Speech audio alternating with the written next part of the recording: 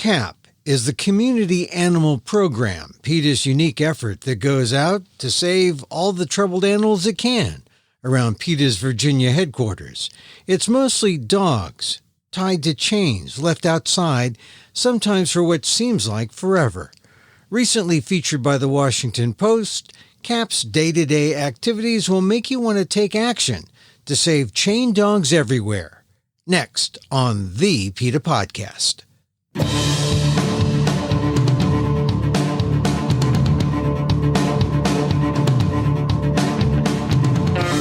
Welcome to the PETA Podcast. I'm Emil Guillermo, your host for this inside look at animal rights. Brought to you by PETA, the largest animal rights organization in the world.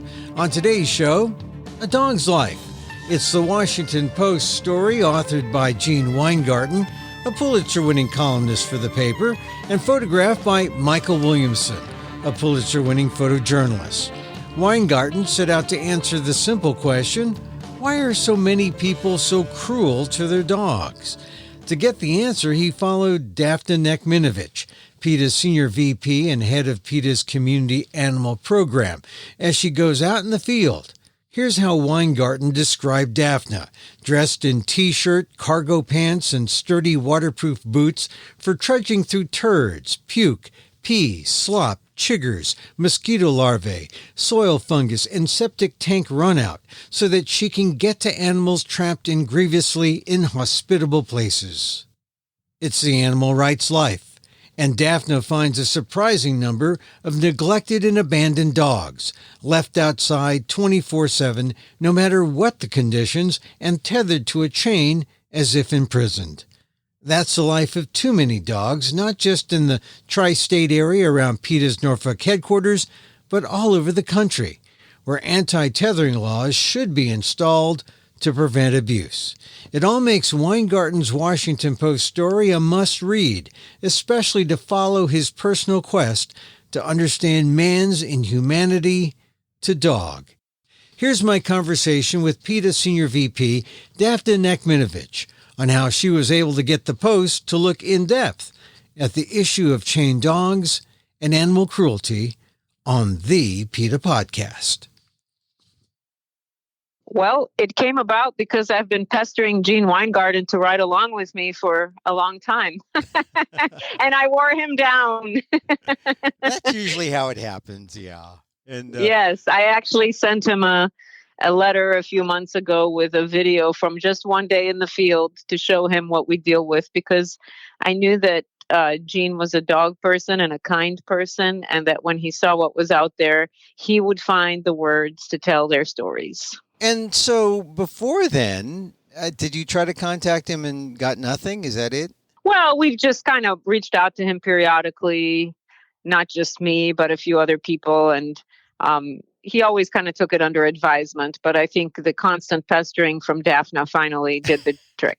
Yeah, well, you know, the truth is, that is, as a journalist myself, that is what happens, that you get a connection, and then you can't not tell the story. And I got the feeling from reading the story that sort of happened. He showed up, you went out on the rounds, and tell me what happened. Yeah. So, I mean, the one thing, too, that is very special about this is that Gene, who has been at the Washington Post forever, got Michael Williamson engaged in the project. And Michael Williamson, like Gene, is a 2-time Pulitzer Prize winner and a very talented, wonderful human. And so they both showed up, and we went out on our usual rounds where we go out in the field and check on dogs we know who are out there. Sometimes we find new cases.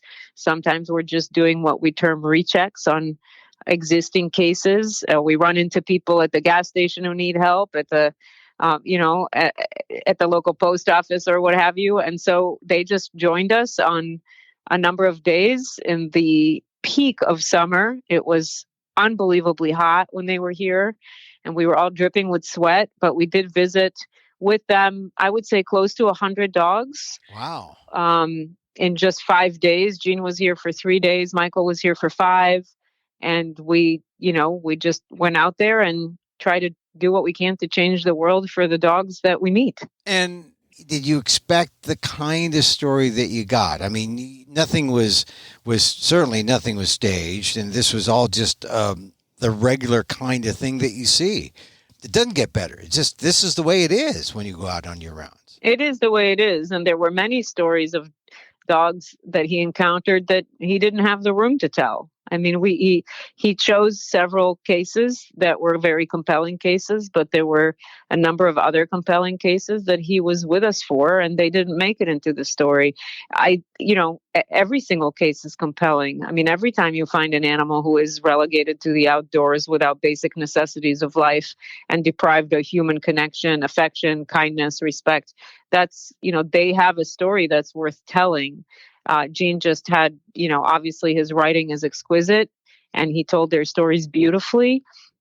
And he was there for some, significant cases. I mean, most certainly the story that he opens with of the 3 dogs who had been kept tethered in the back of an abandoned vacant house because their owner died of COVID back in January. And I use the word owner purposefully here because even when that man was alive, and may he rest in peace, he did not afford those dogs anything but basic necessities of life. But after he passed, and his daughter refused to allow us to take the dogs so that they could have a chance to find happiness, those dogs suffered through a winter alone out there with no one to take care of them on a daily basis. And when the weather was hot, when we walked back there with Gene and Michael, I was always afraid when we showed up that we would come and one of the dogs would be tangled and dead from the inability to reach shade or shelter or water. And so, that particular case, I think, resonated with Gene because it was so outrageous to keep 3 dogs tethered in the back of a vacant house through all weather extremes with, no care other than an occasional visit from a relative. And for the most part, it was our field workers who stopped by to make sure those dogs had food, water, and access to shelter. So that case, I think, was perhaps more unique, but really there were so many cases that they encountered that didn't make it into the story of dogs who deserve just as much attention. Well, talk about that opening case that he begins the story with, because the CAP program volunteers, you throughout the year would check up on these. This was like part of the rounds to go out and see what was going on, right? Yeah, so these dogs, Sharon, Shorty, and Lady, who we call Lady Pancake, these dogs, we've been visiting them since the year 2018, and they have been tethered the entire time. In fact, I think that when we first started visiting these dogs, Sharon was kept in a makeshift pen that was even worse than being on a tether 24/7. And we got them all spayed and we got them all dog houses, and we would go visit with them and spend time with them and make sure that they had food and water and that they were, their collars weren't too tight and just that they had basic necessities of life. And when their human passed away in January, we really assumed that would be it and they would be signed over to us, because why would you keep 3 dogs tethered in the back of a vacant house when nobody lives there and the relative who inherited the house lives in another state? It just makes no sense, defies any logic whatsoever. And so we continued to visit them and we tried very hard to get them signed over. We were not successful. And when we showed up that day and conditions were beyond deplorable. The water buckets were disgusting. The food was soaking. There were snails and roaches and maggots. And one of the dogs, who is a white dog, was covered in toxic ash from a nearby burn pile and had lost, I would say, between a quarter and a third of her body weight. I decided that was it. We're going to take the dogs, And so I was leaving a note for the woman when she saw us through the Ring camera. And I was also going to go to the neighbor's house and let them know that the dogs had been removed. And I was going to go straight to the sheriff's office and report that we removed these dogs due to cruelty to animals, because I was not going to leave those dogs to die there and show up next time and have a dead dog that I could have saved. Now, what was Gene's reaction? What was the journalist's reaction when they saw you? They observed and they said, "Hey, you said you were going to steal the dogs, right?" Well, I most certainly would never use that word. That is Gene's word. It's not a word that I would use. I was removing the dogs, and I had every intention of contacting local authorities to advise them that I had done that. And I felt I had every legal right to get those dogs out of the imminent danger that they were in. We have a relationship with the sheriff in that county, and that was going to be my next stop, is going to the sheriff's office and submitting a report explaining that we showed up and found extremely cruel conditions and that we were not going to leave the dogs there. But then the woman rang through the Ring camera, and I had a conversation with her and let her know in no uncertain terms that what was behind that house was not acceptable, that her father would have been appalled had he known that that's how his dogs were being kept, because he at least had food and water out there for these poor girls. And so Gene and Michael, they were observers, and I think that they were happy to see the dogs get the hell out of hell. Yeah. Well, isn't it funny, though, that you said that the previous owner, the father, would have at least fed the dogs and taken care of them at that level? Was it surprising that the woman in the house sort of let it even go further downhill and didn't even care about the dogs? It was shocking. Shocking. I think the manner in which these dogs were left to rot out there for months and months and months and months, like his old cars and his whole junk and the lawnmower. And I mean, there are multiple vehicles on the property, and these dogs were just part of the package. And it showed me that she had no understanding and no compassion for them as individual beings. And the fact that we showed up, and this dog, who had always been chubby, Pancake, she was always kind of, she was always on the chubby side, and it was always sad to go there because the dogs were tethered 24/7 and they never had what a dog should have. But they weren't starving and they weren't in imminent danger of dying. But when the man died, that changed. And we could not get through to this woman in a heart-to-heart kind of way, on a human decency level. And what she allowed those dogs to go through, going through a winter by themselves out there, and going through half the summer. I mean, we got them at the end of July, and the danger that these dogs were subjected to. And I can promise you that if one of those dogs would have died, she wouldn't have lost a wink of sleep. Yeah, but what would the sheriff had said at that point? And what did the sheriff say when you went to the sheriff to report this issue with them? Well, when she rang through the Ring camera and I let her know that I was removing the dogs and that my next call was going to be to the sheriff's office, she agreed to sign the dogs over. So I did not go to the sheriff's office, which was what I promised her. She said, "What if I sign them over?" And I said, "Well, if you sign them over, I will say thank you. And I will come back tomorrow and I'm going to remove our dog houses and every single shred of evidence that there were ever dogs here. And I'm going to ask you to never keep a dog on this property again." And she signed it gladly, I guess, huh? I don't think she did anything gladly. She is not a decent human being. And she should have been charged with cruelty, but the most important, imminent thing we had to get done for those dogs was get them out of there. It just seems so odd that at no point, and even with her father, the owner, the initial owner who'd passed away, I know what CAP does to talk to owners to convince them that dogs and these companions are inside dogs. They're not outside. They shouldn't be out there tethered. But you never, it's hard to understand why you couldn't reach them when you were visiting them all the time, and they just never gave in. Does that baffle you?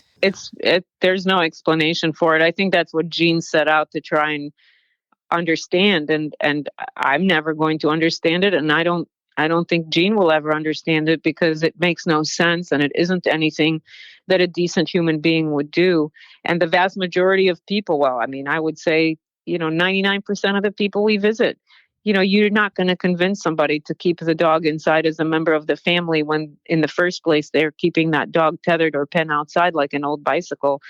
They don't regard that animal as an individual with feelings and thoughts and the right for consideration. They regard them as, something that makes noise when a car comes up.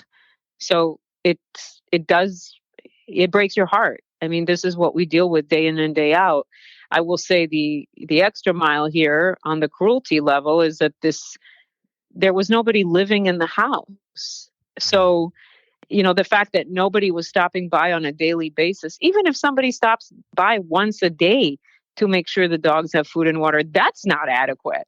But we showed up on July 29th. One of my staff had been there on July 16th, and it was very, very clear from the conditions we found on the 29th that no one had been there for 13 days.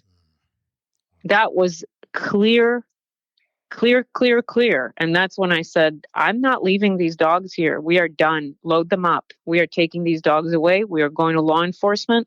We are not going to be the only party to come every other week and make sure these dogs are still alive. This is not acceptable. It is not okay.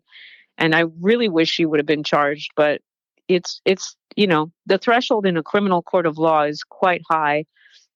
The woman lives outside of the state. Could have easily said it was the relative's responsibility. It wasn't the best course of action for those dogs as individuals. We got done what we needed to get done for the dogs, and that was to get them out of there and give them, an air-conditioned van and an opportunity to enjoy life. And you were really lucky to catch the woman on the other end of that Ring camera. If most of the time people weren't in the house. There was nobody in the house. Nobody lived in that house. The house was vacant, but we had her phone number and we tried to call her from there and we texted her from there. And we also tried to call the relative who was presumably coming by to take care of the dogs, and he wasn't answering the phone. And so we were leaving her a note, went up to put the note, and that's when she rang through on the camera because she had seen us loading the dogs up and said, "What's going on over there?" And I said, "I'm taking your dogs." Yeah. We saw how Gene reacted, but what were the readers' responses that you saw? Well, Emil, I don't read comments kind of on principle, but what I was told by people who do read comments.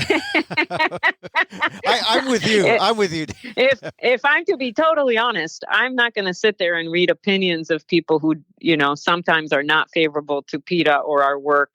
But I will say that the overwhelming response from the readers, and as I mentioned, there were 2,500 comments, and that's a tremendous amount of comments. This was only in 4 days of the article being posted. Were extremely supportive of PETA, extremely supportive of our work, people who said they didn't realize PETA did this, and just an utter surprise and shock at the fact that some people treat dogs this way. So, my hope and dream is that this story prompts people not just to be sad or upset or heartbroken when they read this, but that they engage in this issue, that they talk to their city council, their county commission, they write letters to the editor, they, knock on a door if they see a chained dog, that they really try to act for change, because no good things happen for these dogs unless people make those things happen. And so making comments is great. Being upset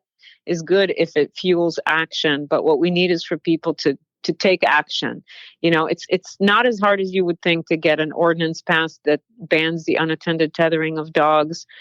And we can show people how to do that. We have a lot of information on PETA.org, but we also have staff who would love to hold your hand while you're going to your city council, you're going to your county commission, you're raising awareness about this issue, because it is not an issue that's isolated to our service area. We work in rural North Carolina and in Virginia, southeastern Virginia, northeastern North Carolina. And yes, we do visit thousands upon thousands of these dogs. But that epidemic of chaining and penning dogs outdoors 24/7 is by no stretch of the imagination limited to this geographical area. This just happens to be the area we work in because we're based in Norfolk, Virginia. But these dogs are out there, and if you look for them, you will find them. So look to the left and look to the right when you're driving, and really, keep your eye on the prize. We have a video on our website about how to start a field program. We have step-by-step instructions on how to get ordinances passed. And if people are upset by reading this article and the stories of the dogs in this article, remember that these dogs are ambassadors for countless other dogs out there whose lives are spent trapped at the end of a chain or inside a pen with nothing. It's not just food, water, shelter. It's exercise, it's affection, it's praise, it's respect, it's the opportunity to sit on the couch and watch TV with your person, or sleep when you want to, or the beautiful way Gene describes observing his dog kind of telling him to get off the bed or go curl up in the corner of the bed because she's got her head on the pillow. Yeah. These animals are individuals, and they have a right to their thoughts and their feelings and their opinions, and to be a pain if they feel like it. And these dogs, one of the observations that really got to me that Gene makes in the article is that he observes this dog who he had adopted fairly recently, and he revels in her personality and her confidence, and he realizes that the dogs he's been encountering in the field are spending their entire lives, all of their energy resources trying to survive. So they haven't really had the opportunity to develop a personality. And that is everything, Yeah. It's people depriving dogs of the opportunity to be. Yeah, I noticed that also about once the author, Gene Weingarten, went to the field, observed this. In his story, he goes back home. He deals with his own dog. He looks at his dog and realizes that the dog has agency. And that word struck me so hard because we've often heard it over the last 5-10 years. People have agency. People have choices. They have options. They can do something on their own. But if you're a dog, you can do something only if your companion, your human companion, the person who essentially has agency over you, allows you some agency. Yes. I mean, we tell them when to pee. We control when they eat. We control when they go outside. We control when they go to the dog park. We control all of their choices. So that observation I thought was remarkable. And for me, just doing this work now for a very long time, the psychological suffering of these dogs is what keeps me up at night. It's the fact that they, a lot of the dogs, and he describes this, they hang on to you when you're in their dirt circle. They hug you, they grab you, they don't want you to leave. They pace back and forth. They make trenches with their pacing. They run to the end of their tether knowing that they're going to get snapped back, knowing that it's going to hurt, but they do it anyway because they're so desperate. And it's an epidemic. I mean, there are countless dogs. This is not just, PETA has a program for dogs in this area. This is the reality for so many dogs in the United States today. And it's time for elected officials to wake up to this issue.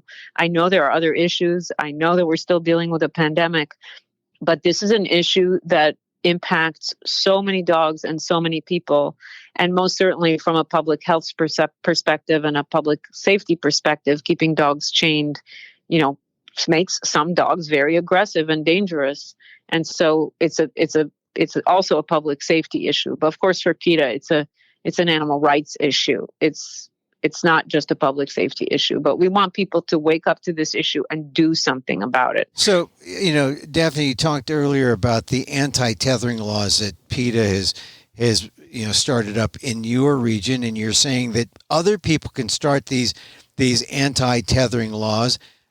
Tell us about tethering. That's just the simple matter of animals that are connected to a chain somewhere, right? And Correct. So tethering just refers to being tied up, whether you are on a chain or a lightweight cable or a rope, or, tethering is the verb, the word that's used for essentially like, dogs who are tied up. They spend their lives tied up. And so we have worked in our geographical area. We've gotten tethering, what we refer to as unattended tethering. So keeping a dog outside without supervision at the end of a tether. We've gotten it banned in every single city around our headquarters. We're working very hard to get that done in our service area in North Carolina. We did get that done in one county, in Halifax County, North Carolina, and it has made a difference. Of course, when you get a law passed, the next important thing is to get that law enforced, and that took a little bit of time to get off the ground, but it is happening now, and it's making a difference. So just to understand, unattended tethering, like, because some people listening to this may say, well, I sometimes put my dog in a rope and it's a long rope, it runs, it's free, and it just means that it doesn't run away, and doesn't mean I have to pay attention to it, to the dog all the time. But they are still kind of semi-attended, and then at some point they bring them in. So where does tethering go wrong? On it being unattended and being 24/7? Absolutely. Absolutely. And any experienced trained animal control officer can tell you from looking at an animal if they're spending 24 hours a day out there. I mean, generally there's a dirt circle, because they wear down the grass. Yeah. And you can see the signs in the dog's body condition, the dog's physical condition, the condition of the basic necessities of life that are provided or not provided, the water bucket, the food, the dog house. Most certainly you can talk with the humans on the property as well. But there's a vast difference between somebody just, putting their dog out to go potty and then keeping a dog outside because the dog barks when somebody drives up. So when you call it a dirt circle, right? Dirt. Yeah. So it's the length of the tether and then the circumference around the post. I mean, it's really strange. I mean, because I haven't taken a kind of a bird's eye look at this, and I haven't really seen, like, when I hear tethered dogs, being an urban person, I usually see them around used car lots and that kind of thing, junkyard piles and that kind of thing. But I guess in a rural setting, you will see the dirt circles. You will see the circumference of really the circumference of abuse, I guess. Absolutely. You will see exactly a dirt circle. Yeah. So people, I mean, that's a telltale sign, and sometimes you have multiple dogs in multiple circles. It's chilling. And so people can do something about this at their local level because this is something that if you're an animal activist, an animal rights activist, a dog lover, this is a project they can easily do, and you have a step-by-step thing of how to be proactive about making sure that tethering laws are in effect in their communities. And you don't have to be an activist. You don't even have to be an animal rights person. You just have to be a decent person who can put a sentence together and show up at a council meeting and write a letter. It's not that hard. It really, people get that done. That's how laws get passed, is that somebody cares enough to make something happen. Don't wait for somebody else to do it. Do it yourself. It's not that hard, and we can help you. We don't just, you can contact us for hand-holding and guidance. You don't just have to go on our website. There is information on our website. But if you want to get it done, I will have someone hold your hand as you get it done. And it's not that hard. It really is not. And you can be a hero in your community for doing it. Yes, you can be a hero, and you can be a good person, and you can go to sleep at night knowing that you've made a change in the world that has saved dogs. PETA gets a bad rap sometimes. And, people say, PETA's stealing dogs or euthanizing dogs. The trolls are out there. And I was just wondering if you thought that this article, which is really, it's really the unvarnished truth. It's told through the eyes of Gene Weingarten and the photographer, But do you think that this might set the record straight about how PETA cares for dogs? I hope so, I suppose. I don't know. I mean, I think that there are people who are dead set on spreading misinformation. Yeah. I think if people take the time to read this article and they think they would have done things differently, then I would love to hear what they would have done differently. But for certain, I can tell you that here at PETA, and certainly when I'm out there, the dogs come first, and I'm going to do what's best for each and every dog as an individual animal. And they all have their own stories and their own plights. And, I'm grateful for the program that we have in place that affords them dignity and respect and kindness, and sometimes is their only lifeline. I don't know, if people think they know what PETA does. I think reading this article is a good first step, because a lot of people don't really know that PETA even has this program, and how far-reaching this program is for the dogs whose lives we touch. So I do encourage everybody to read it. It is a long article. It's a feature piece. But if you care about this issue and you want the world to be a better place for dogs and other animals, it's a great place to start. Yeah, and people can also check the PETA website for the documentary that was done on the CAP program. Certainly, they can look up the podcast that we've done on the CAP program.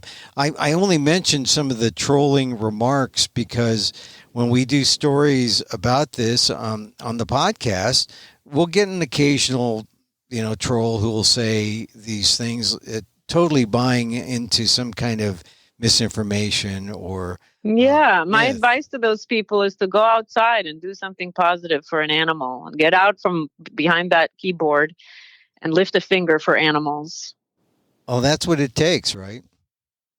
Yes, it does. And I do encourage people, if they read the article and they want to know more, they can watch Breaking the Chain. It's free on Prime Video, and it's 99 cents on other platforms. But that is a great just 1 hour documentary that takes you in the field, gives you a little bit more to look at, and learn about our work and what we do for dogs and other animals and the people we encounter in the field. And I think that a lot of people didn't realize, or don't realize still, because the areas that we visit are rural and impoverished and underserved and have few to no services for animals and the people who care about them, or somewhat care about them, that there is a whole other world out there. Just because somebody's in a big city and doesn't see these dogs perhaps in their neighborhood that's more affluent, there are countless dogs out there across the country in this predicament. And it's going to take people who care to change that. PETA cannot do that alone. We're swimming upstream on this issue. We're trying to get ordinances passed. We're trying to help individual dogs. We need people out there who care, who get outraged by this article, who care about this issue, to do something. It's time to act and change this. Daphna, thank you very much for your time. Congratulations on the article.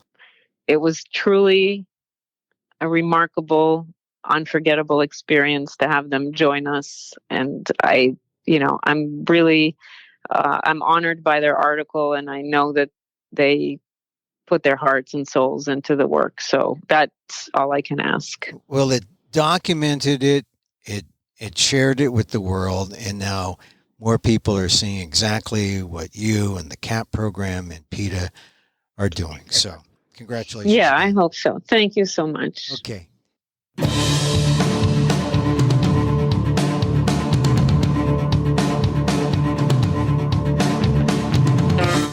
PETA Senior VP Daphna Nachminovich featured in the November 8th Washington Post piece, A Dog's Life, written by Gene Weingarten and photographed by Michael Williamson.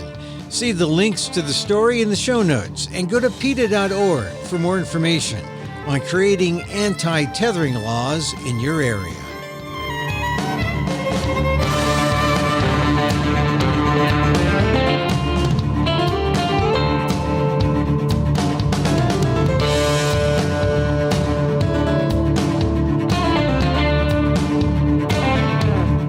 And that's our show for today. Thank you for listening.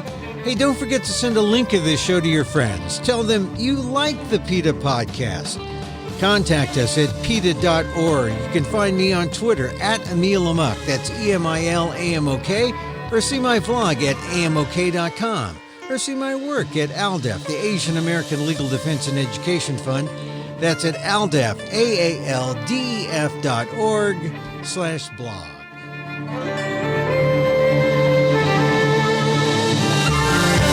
Once again, thank you for listening. Check out all our episodes on your favorite podcast app or on Apple Podcasts, where you can subscribe to as well as rate and review the show. It helps get the word out about the issues you care about. Our music is provided by Carbon Works. Check them out on YouTube. And join us again next time for more insight into animal rights and the fight for a cruelty-free world on the PETA Podcast. I'm Emil Guillermo.